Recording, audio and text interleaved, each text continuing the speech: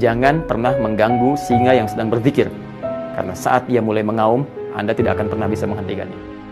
Jadi ketika Eko dianggap membangunkan seekor singa, singanya marah, singanya ngambek. Tidak ada informasi apakah singanya habis begadang sehingga harus marah saat dibangunkan. Ada juga singa yang malah sowan ke partai politik dan ke DPR.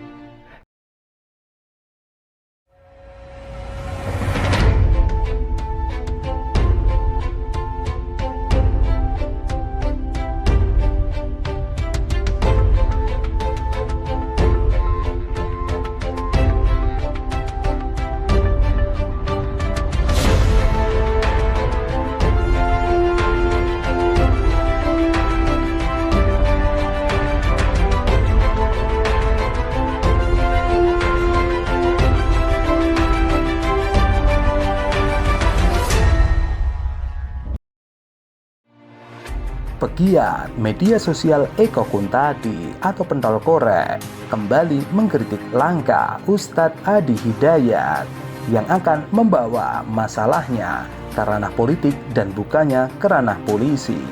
Rencana pelaporan akun-akun tertentu, saya ingin tegaskan bahwa itu bukan rencana, tapi memang hal yang sudah kami siapkan. Sekarang sedang distrukturisasi ya, bagaimana delik-delik hukum yang sesuai dengan akun-akun yang bersangkutan yang menebarkan informasi-informasi yang bukan hanya keliru, tapi berpotensi juga membenturkan berbagai pihak, membuat kegaduhan, bahkan juga menimbulkan fitnah-fitnah, baik itu ditujukan secara langsung dalam gambar ataupun narasi atau bahkan framing berita tertentu yang isinya tidak jauh dari niat-niat yang dimaksudkan.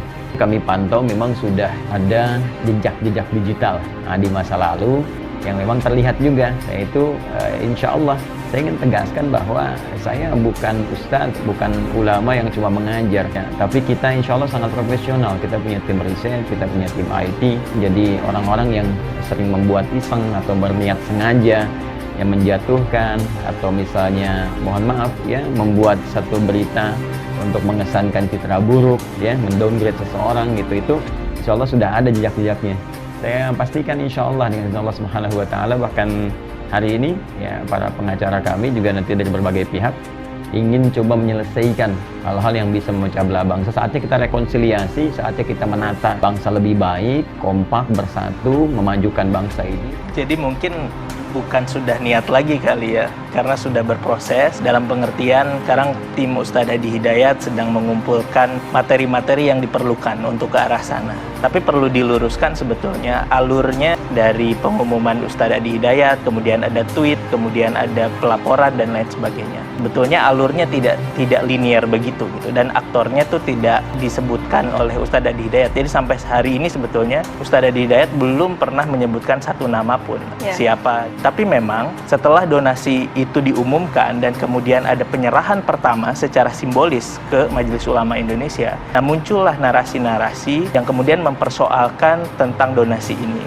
Pada awalnya sifatnya framing saja, misalnya framing ini dalam pengertian ada kecurigaan, tetapi kan kita tahu percakapan di media sosial ini sangat keruh gitu ya, dan kemudian dispin, diarahkan ke berbagai macam hal yang sifatnya membenturkan pihak-pihak. Sebetulnya pada awalnya berjalan begitu saja dan tidak diperhatikan juga.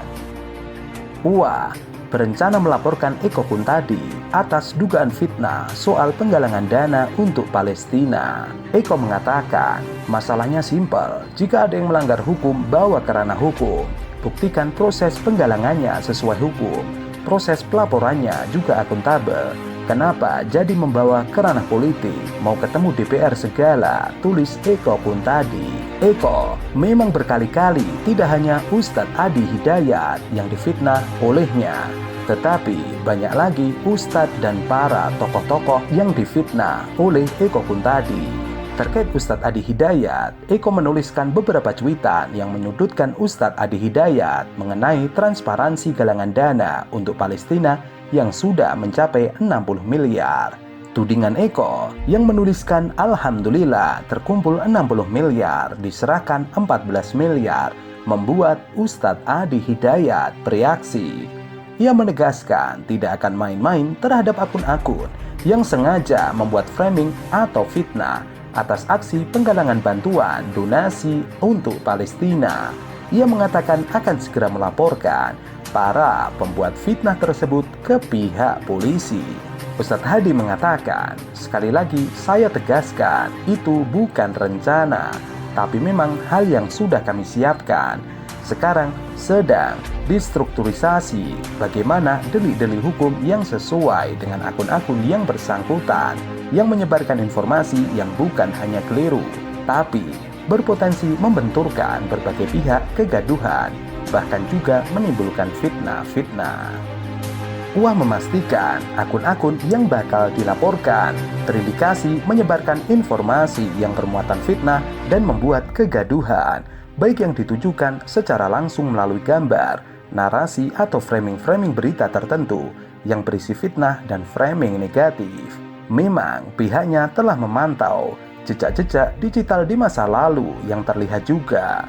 Akhirnya, Eko Kuntadi kemudian meminta bantuan kepada para buzzer-buzzer istana seperti Ade Armando dan juga Guntur Romli. Namun, jejak jahat Eko Kuntadi atau pentol korek bukan hanya menyerang Ustadz Adi Hidayat, tapi juga keluarga AAG atau Abdullah Gimnastiar yang belakangan menjadi sorotan banyak pihak. Eko Kuntadi mengomentari konflik AAG dan istrinya, namun Eko Kuntadi disemprot oleh netizen. Eko Kuntadi komentari keluarga AAG yang ditweet oleh putranya sendiri, Muhammad Gaza. Menurut pernyataan putranya, keluarga AAG sempat terjadi cekcok antara AAG dengan Teh Nini. Tentu saja, pemberitaan ini mengejutkan banyak pihak karena selama ini A'agim dikenal sebagai ustadz yang lemah lembut. Hal ini kemudian dimanfaatkan oleh Eko Kuntadi untuk membuat gaduh dan juga menyerang pribadi Ustadz A'agim.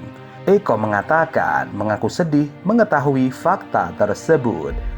Kok gue sedih ya baca berita ini? Jujur, gue pernah ngefans sama Agim justru karena kelembutan tutur katanya. Dulu setiap minggu nyempetin nonton ceramahnya di TV. Gak nyangka 15 tahun bro, pungkas Eko Kuntadi. Kolom komentar pegiat media sosial itu dibanjiri netizen dengan beragam tanggapan serta opini mereka. Salah satu akun mengatakan, lebih sedih lagi gue lihat elo, kerjaannya nyinyir melulu. Kerjaannya menyerang ulama. Dalam sejarah kita tahu siapa sih yang suka menyerang ulama. Hati-hati dengan orang yang suka menyerang ulama. Hasutannya sangat menyesatkan dunia akhirat.